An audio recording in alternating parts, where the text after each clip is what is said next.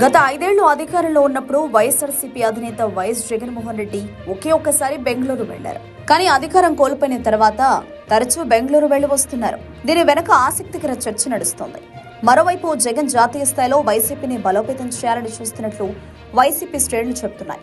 ఈ మేరకు ఇండియా కూటమికి జగన్ దగ్గరవుతున్నట్లు సమాచారం. ఇదే జగన్ బెంగళూరు వెళ్లడం వెనక అసలైన కారణంగా కూడా తెలుస్తోంది. ఇదిలా ఉండగా ఆంధ్రప్రదేశ్ రాష్ట్రంలో వైసీపీ ప్రత్యర్థిగా ఉన్న టీడీపీ, జనసేనలు ఎన్డీఏ కూటమిలో ఉన్నాయి.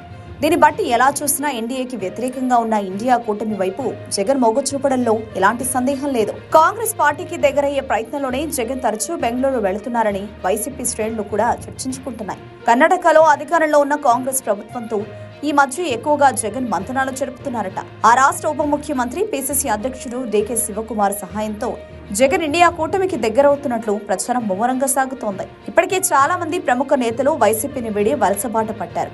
ఈ నేపథ్యంలో ఇటు రాష్ట్రంలో అటు కేంద్రంలో వైఎస్ జగన్ చక్రం తిప్పడానికి ప్రణాళికలు రచిస్తున్న క్రమంలోనే తరచూ బెంగళూరు వెళుతున్నట్లు విశ్వసనీయ వర్గాల సమాచారం.